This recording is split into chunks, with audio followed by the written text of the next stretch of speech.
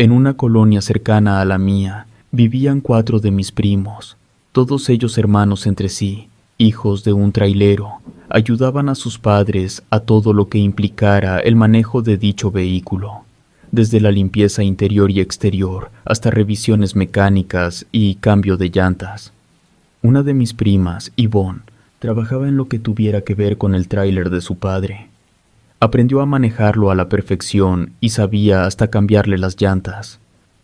Yo, recién casado, fui a visitar a mis primos, que éramos muy cercanos.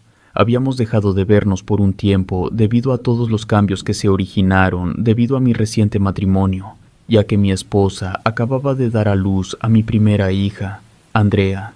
En esta visita fui solo, ya que mi esposa estaba agotada por el cuidado de la bebé. Conversamos un largo rato y, llegado el momento, mi prima Yvonne sugirió jugar a la Ouija, asegurando que ya la había jugado varias veces con anterioridad y que no era nada malo o peligroso. Acepté emocionado, pues me intrigaba desde hace mucho tiempo ese artefacto. Nunca lo había utilizado. Además, me interesaba averiguar si no era solamente una clase de trampa, en donde los participantes movían el puntero para leer lo que realmente querían ver. Nos dirigimos a una pequeña mesa de centro e Yvonne acomodó el tablero. Tras una rápida explicación del funcionamiento de dicho objeto, comenzamos a jugarlo. Mis primos realizaban preguntas al azar y el puntero respondía. Yo aún dudaba de la veracidad del juego, creyendo que posiblemente mis primos querían burlarse de mí y eran ellos quienes movían el puntero. Sus preguntas iban desde cuestiones graciosas, como si el espíritu sabía quién ganaría el próximo partido de fútbol, hasta si algún familiar fallecido se encontraba en el infierno. Llegó mi turno y después de preguntar cualquier cantidad de cosas, le pregunté si sabía qué estaba haciendo en ese momento mi esposa. La Ouija respondió: «Le da de comer a tu hija Andrea». Después le pregunté quién era y la respuesta nos dejó fríos: «El diablo». En mi trayecto de regreso a casa, ya de noche, continuaba reflexionando acerca de todo lo ocurrido en esa visita a mis primos. Al llegar a casa, le conté a mi esposa lo sucedido y le mostré el regalo que Yvonne nos había hecho. Me había obsequiado la Ouija para poder jugar en mi propia casa, acompañado de Marta, mi esposa. Ella se molestó mucho al ver la caja y me pidió que me deshiciera del artilugio. Si era mentira, solo me haría perder el tiempo, y si era real, no quería cerca de nuestra hija algo tan macabro. De cualquier modo, esa cosa no podía traer nada bueno a nuestra casa. No me deshice del tablero, solo lo dejé guardado por un tiempo hasta que olvidé que lo tenía. Unos meses después, al estar buscando un objeto que creía perdido, abrí el closet en donde había guardado la caja con la Ouija. La saqué y unos momentos más tarde, me encontraba ya jugando con ella, cuando invité a Marta para que jugara conmigo. Ella volvió a molestarse porque no la había tirado a pesar de que me lo había pedido. En ese momento, el tablero comenzó a moverse rápidamente, y lo que pude leer fueron un montón de insultos dirigidos a mi esposa. El puntero dejó de moverse por más preguntas que yo le hacía. Intenté un rato más sin respuesta. Fue entonces que mi esposa me llamó para comer juntos. Dejé el tablero y fui a comer. Al terminar, regresé con la Ouija para seguir jugando con ella. Le hice preguntas y volvió a responder. Le pregunté a dónde había ido. Me dijo, estaba jugando con el diablo. Un escalofrío me recorrió el cuerpo. No le conté a Marta. Guardé el tablero con la intención de devolverlo a mi prima Yvonne. Lo que no sabía era que la Ouija no me dejaría abandonarla tan fácilmente. A partir de ese día comenzaron los sucesos inexplicables que me ponían los pelos de punta y me hacían desear haberme negado a jugar con esa cosa maligna. Cuando llegaba a casa después de trabajar, comenzaba a sentirme realmente lleno de furia. Yo me daba cuenta de ello e intentaba calmarme para no decir o hacer cosas de las que me arrepentiría después. Procuraba mantenerme un poco alejado de mi esposa y mi hija. Poco tiempo después se sumaron a estos episodios los susurros en mis oídos. Mientras caminaba de una habitación a otra, voces desconocidas murmuraban en lenguas que jamás había escuchado, provocando en mí un miedo desconocido, pues en casa no había nadie más que mi esposa y mi bebé. Las voces subían y bajaban de volumen sin un ritmo, hasta que al paso de los días, los murmullos se iban convirtiendo en insultos. Todos iban dirigidos a mi esposa. La violencia de las palabras que solo yo podía escuchar iba en aumento, a un nivel en que comencé a preocuparme realmente por la seguridad de mi familia. Pero el terror apenas comenzaba. Muchas veces desperté sobresaltado a las 3 de la mañana en punto, al sentir que algo caminaba en mi rostro o que algo me caía en el cuerpo. Al incorporarme violentamente debido al sobresalto, mi esposa se despertaba también. Aquello que sentía caminando o cayendo sobre mí eran alacranes amarillos, animales que incluso no pertenecían a la región y con los que nunca antes nos habíamos topado. Caían del techo sin explicación alguna sobre mi rostro, brazos o pecho. Incluso los encontraba dentro de mis botas o de mis pantalones, al abrir el cajón o dentro de mi lámpara de noche, también en la mochila o portafolio que me llevaba al trabajo. Pero más extraño, solamente parecían atraídos a mis pertenencias, ya que nunca los encontramos en los objetos de mi esposa o de mi bebé, pues, por el miedo, antes de acostarnos o vestirnos, revisábamos muy bien las prendas y todos los rincones donde podrían estarse escondiendo los peligrosos animales.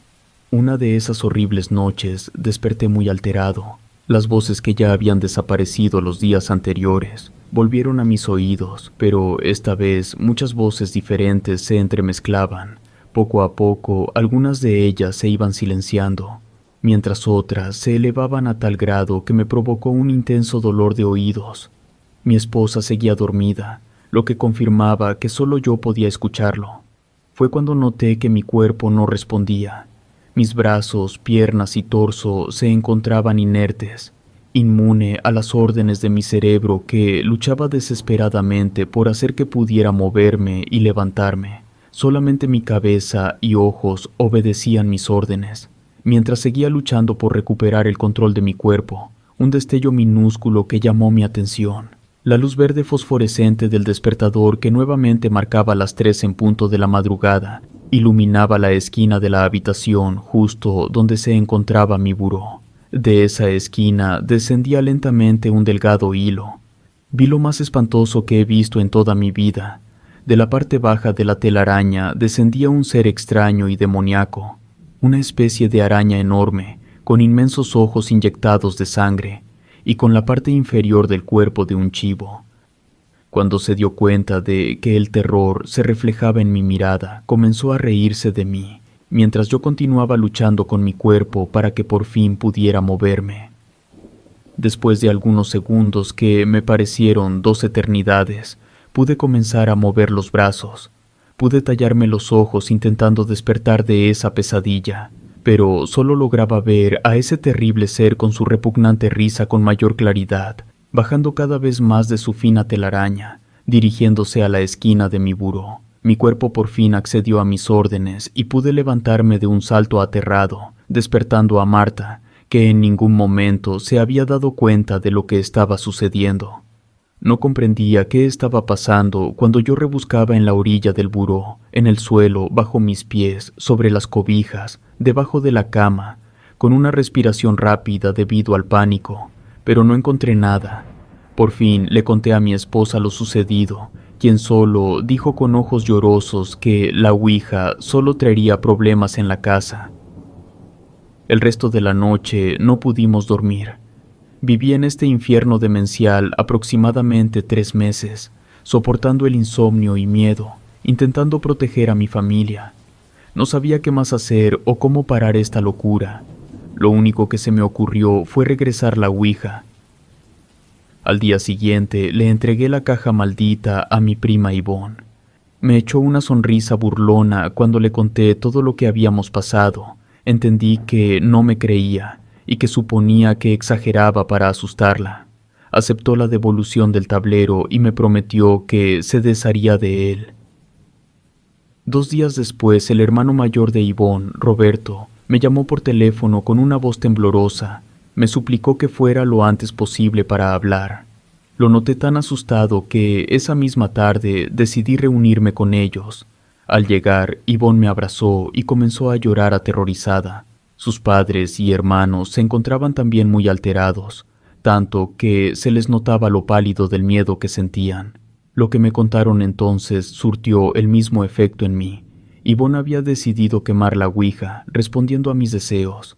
Arrojó en un bote de basura metálico la ouija, le roció gasolina, arrojó un cerillo, se alejó unos metros, para seguir cambiando la llanta de un tráiler. Era un domingo soleado y la familia entera le daba mantenimiento al tráiler. Los hermanos lavaban la caja mientras los padres limpiaban y organizaban el interior de la cabina. Repentinamente, Roberto comenzó a gritar con fuerza, alertando a sus padres y hermanos para salir del tráiler y refugiarse, ya que, estando en la parte superior de la caja, pudo notar que un autobús de pasajeros empezaba a perder el control desde unos cientos de metros más allá, dándoles una posibilidad de huir del accidente que se avecinaba. Los gritos despavoridos de los pasajeros se escuchaban cada vez más cerca. El autobús sin control se dirigía directamente a la cabina del tráiler. Justo debajo estaba Yvonne, quien seguía cambiando la llanta, pero ella no se daba cuenta de las advertencias porque estaba escuchando música con sus audífonos.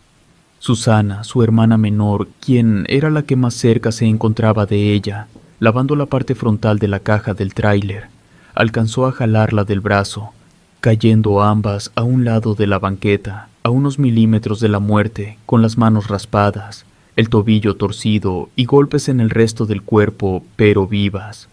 Cuando el autobús impactó la cabina del tráiler, casi logra voltearlo.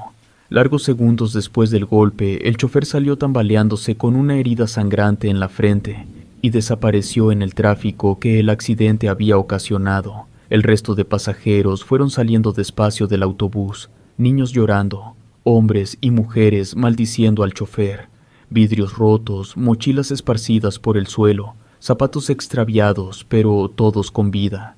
Llamaron a las ambulancias, policías. Cuando las cosas se tranquilizaron un poco, la familia por fin entró a su hogar, aún sin creer en la suerte que los mantenía vivos. Intentaron hablar de lo ocurrido, pero el shock era tal que solo se miraron unos a otros un largo rato con lágrimas en los ojos. Yvonne decidió caminar un rato para despejar la mente. Al salir vio el humo en el bote y recordó los objetos que debieron estar ya incinerados. Asomó la cabeza al interior y volvió horrorizada con sus padres. Lo que vio en medio del humo era imposible. Las bolsas, cajas, ropa vieja y papeles que había lanzado al tambo eran ya una masa negra maloliente, de objetos irreconocibles, quemados o derretidos, pero sobre ellos se encontraba la ouija intacta. Fue entonces que me llamaron para contarme lo ocurrido, culpando indiscutiblemente a la maldad que de ella emanaba, del accidente que por poco les cuesta la vida. Los vi a los ojos, sus rostros estaban marcados profundamente por el miedo. No pude más que creerles. Me dieron la ouija y me dijeron que me deshiciera yo de ella, pues ellos no lo habían logrado y que solo había traído maldad a su casa. Me la llevé y la dejé en la entrada de mi casa, junto a las bolsas de basura que tiraríamos a la mañana siguiente. De nuevo, no le conté a Marta lo ocurrido. No quería atemorizarla ni preocuparla. Esa noche fue extrañamente calmada. Dormí como no lo hacía desde el primer día en que me atreví a jugar con la ouija. A la mañana siguiente temprano me dirigí a tirar la basura, asegurándome de que esa caja maldita se fuera junto con el resto de bolsas. Me sentí tranquilo cuando aquel objeto por fin se alejó de mí. No podía creer lo sencillo que había sido deshacerme de ella, y culpándome por no haberle hecho caso a mi esposa cuando me pidió que la alejara de casa. Ese era el final de la pesadilla, o eso creí. Esa misma noche volvieron los susurros a mis oídos y otros fenómenos oscuros. El reloj marcaba las 3 en punto de la madrugada, cuando mi esposa me despertó de un codazo, mientras abría los ojos e intentaba enfocar mi mirada sobre Marta. Noté que me hacía un gesto con el dedo en la boca, como señal de que guardara silencio. Una tonada conocida se escuchaba a la lejanía, un fragmento de música clásica que se iba haciendo más fuerte cada vez y se repetía en bucle. Así duramos unos minutos, intentando descifrar de dónde provenía el sonido. Me puse de pie y encendí la lámpara de noche, siguiendo el sonido hasta llegar a aquel closet donde tiempo atrás había estado la ouija olvidada. Pegué el oído a la puerta y pude escuchar con claridad la música. Abrí la puerta con mucho cuidado, esperando encontrar tal vez una rata o una enorme cucaracha que hubieran provocado que la caja de música comenzara a funcionar.